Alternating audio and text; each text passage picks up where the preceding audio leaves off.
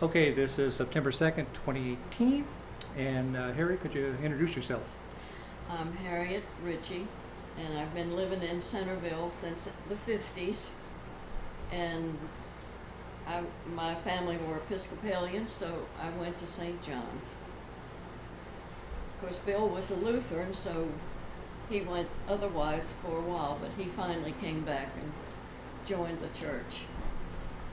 And the three boys, when I came here, St. John's wasn't open. So our boys were sent to the Methodist church right down on Bradley Road. Right. Bradley Road.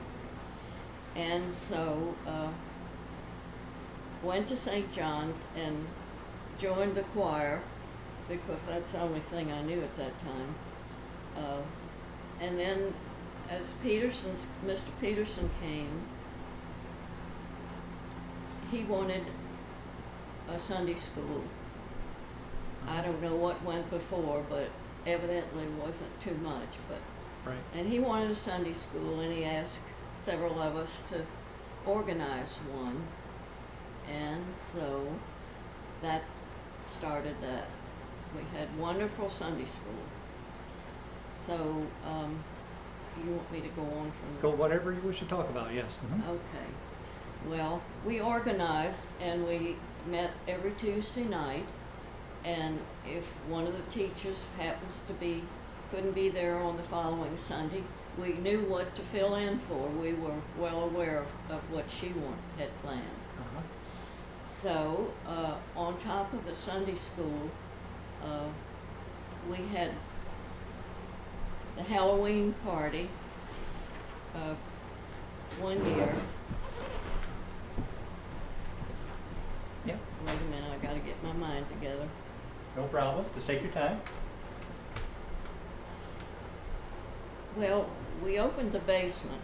The basement at that time was not as it is today. It was just a big room, nothing downstairs. So we did a spook room down there. We had a fortune teller, Elsa Woodeman, Oh, yes, yeah. and yeah. she only told good things, I think. We hope we didn't scare them too much. We had a bobbin for apples, and I made up a batch of spaghetti and added oil to it, and we hid it in a bucket, and the kids had to put their hand down in there and feel it, and ooh, and you know how kids are. They thoroughly enjoyed all the spookiness of it.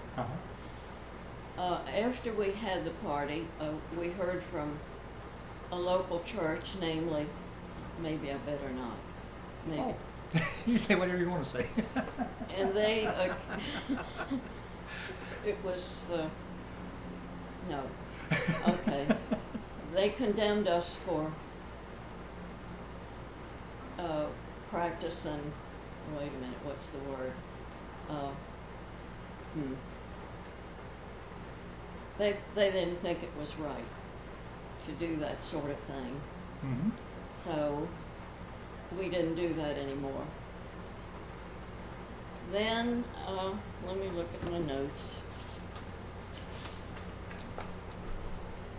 We had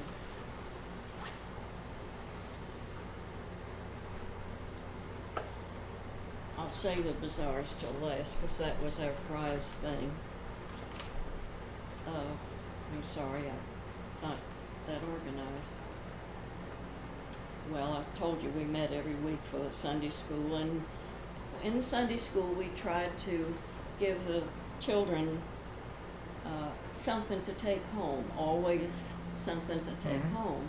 So we would try to have a craft to do in conjunction with the theme of the day, and we did sheep and shepherds one time and told about the caring of the sheep, and we knew a family down in Clifton that had sheep, so I called, and the son brought the sheep up in his truck. To St. John's. St. John's, out the back steps. He pulled up, and we took the kids out there, and they had already been told about sheep, so they could touch the sheep and see how his fur and what is to be cut and so forth. And a one-time experience, I'm sure, because we didn't live on farms around here. And so that was that, and let's see what was next. Did you have trailers out back because there were so many children?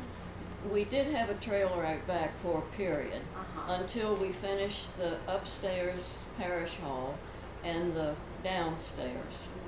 And that way we didn't need the trailer anymore. And let's see, I'm still on Sunday school, I guess. This is not very...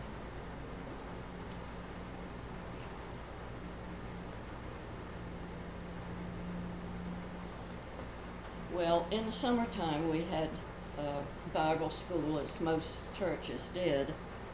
And because the Methodist Church didn't have Bible schools, they asked if some of their children could come over, and we said sure. And that was nice. We did things outside, and we were glad when the week was over, to say the least. And let's see,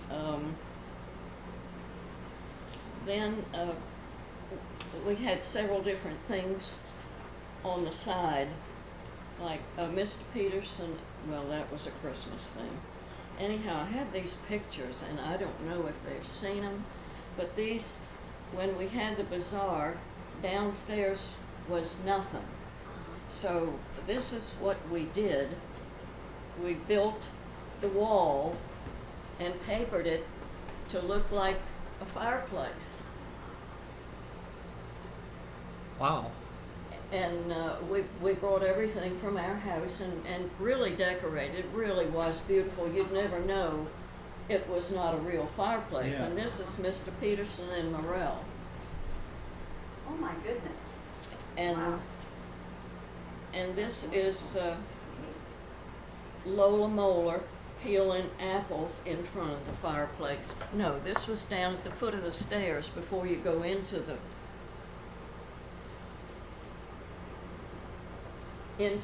basement. Okay. Wow.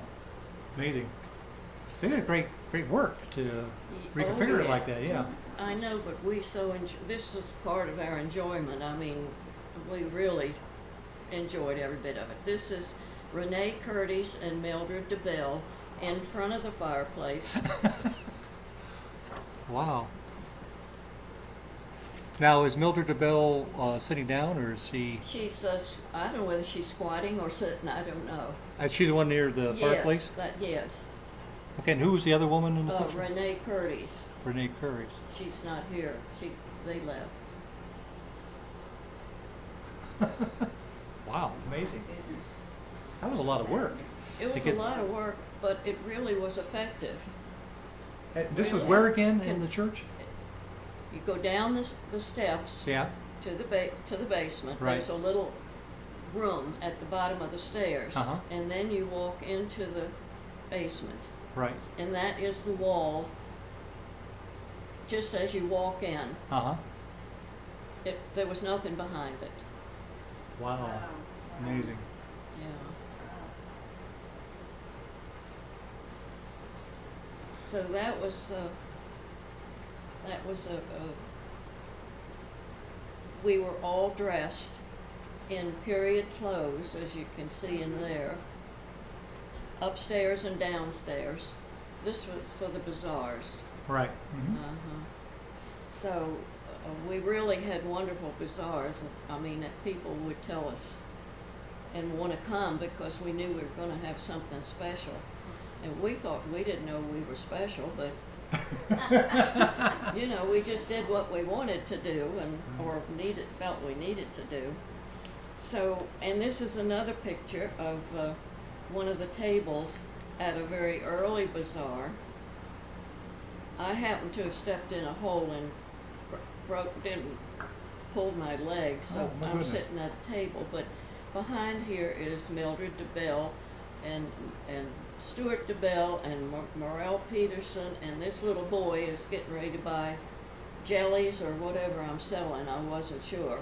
And he's raising his eyes. So Oh. how many years did you do the bazaars? It's a long time? Yeah, I guess as long as Mr. Peterson was here. Yeah. Those are great photographs. Yes, they are. And I just happened to run across those yesterday, so I had forgotten I had them. And Mr. Peterson was historically inclined, of course. Oh yes, yes. Yes, And he had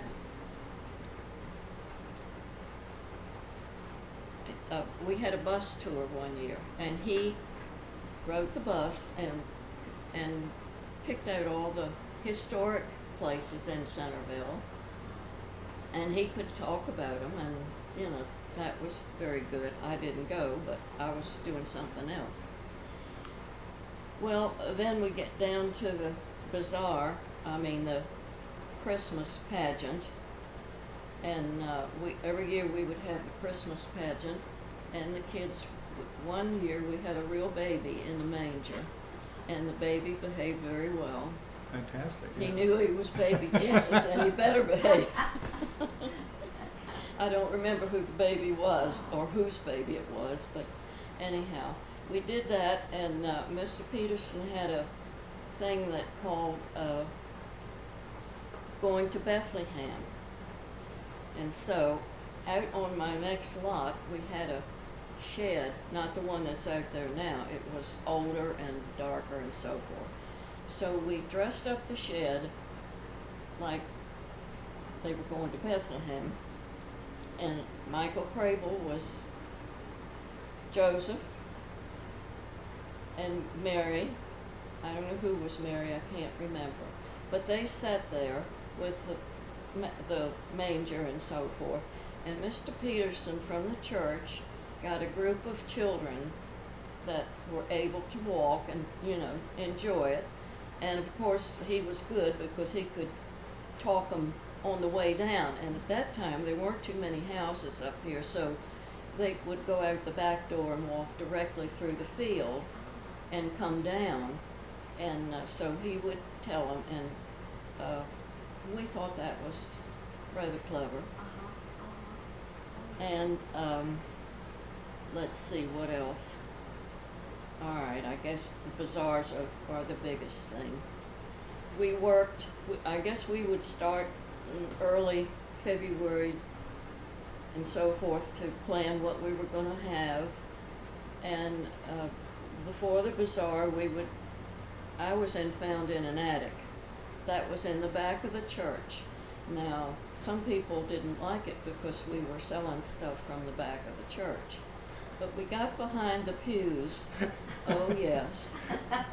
We got behind the pews and kind of act like it was separate from the church. And we set up that, and I thoroughly enjoyed that because we went down to the valley and would buy certain things that we thought would sell. And if we told them we were working for St. John's and we were going to make money for the church, well, they were willing to give us a discount even. And whether they believed us or not, I don't know. But we were telling them the truth. So that was great fun. And one year we had the cradle, and I had dressed a doll, and that went very well. One of the parishioners lived down at Chalet Woods, and when she went out to empty her trash one day, she saw a Heisey pitcher and creamer, I believe it was, sugar and I don't know what, it was a Heisey set going to the dump, for to be picked up. So she picked it up and brought it, and we had that for sale. And it's amazing sometimes how things came about. And Then found in that, as I said, was in the church, and then as you went in the parish hall, there were tables set up, and we had the usual bake table. We had gone to Elsa Wooderman's house that week before, about 8 or 10 of us, cut up apples and made apple pie, and that was taken. And it was just a fun time. We made fun with everything. It wasn't work. Not until after it was over and we had to clean it up, and then that wasn't good. And then the church was poor. I mean, we didn't have money for anything. So the bazaar was very important, very, very important. And it doesn't seem like much, but we would make $500 and $600 and some dollars. Mm-hmm. And we thought that was wonderful. So we could buy things for the church and things like that. Now, it wouldn't go very far, but then it did go far. And we felt very good about that. Then, I don't know, is anybody going to talk about adding on the church or anything like that? You can if you wish. It's whatever you remember. I don't know. I think there should be a man to do that. Okay, but we'll be interviewing other people, so we will be sure to capture that area too. Yes. Yeah, and so any questions? Because I think I've exhausted. You talked about being in the choir, and that Mildred Bell was the organist, and the organ was up front? Yes, the organ was up front, and Mildred was the organist, and that's when the mice used to run in and out among her feet as she was playing the organ. I think that's somewhere in one of your books. Might be, yeah. Yeah. Yes. And then we moved it from upstairs down. It used to be upstairs. Okay. And that worked very well because we could sit right by the organ downstairs rather than climb the stairs and go up. Sure, but it was a smaller organ? I don't remember. I don't remember. But we had several organists and so forth, but Mildred, was an old timer, and we had great fun. We met every Tuesday night to learn what we were going to do and so forth, but that was about that. How many were in the choir? Oh, 6 to 8. Yeah. 6 to 8, and we did special things. We did have invited everybody from school and everywhere else. We had a sing-in one time, and I don't know how good it was, but the church was kind of filled up. So, but basically it was Mr. Peterson's church, because Valentine was there before, just before he came, and I just consider it Mr. Peterson's church, and I called him Mr. Some called him Father, and some, but Pete and like that, but he was Mr. Peterson to me, and very good. We thoroughly enjoyed him, and Morel. Morel, yes. And I don't know whether I should put this on there or not. I got a call from Morel, his wife, and she said, Mr. Peterson hasn't been paid this month. And so I didn't have anything to do with that part of it, but I called Tom Reed, and I'm not sure what he was in the church at that time, but he took care of it. I don't know whether he paid it or what he did.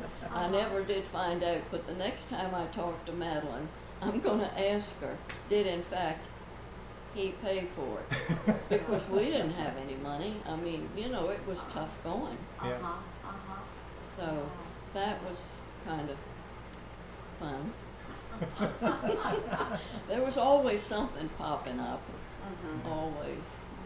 And half the time we bought our own supplies, and you know, it was tough, but that's what made it what it was. I mean, if we'd had the amount of money we needed or wanted or whatever, it wouldn't have been the same. Yeah. So I thoroughly enjoyed it, and it was a better part of my life, and I certainly grew from it and learned a lot. So that's kind of my tale of woe. No problem. Well, thank you very much. That's fantastic. Thank you. Appreciate it. Hey, we'll stop it.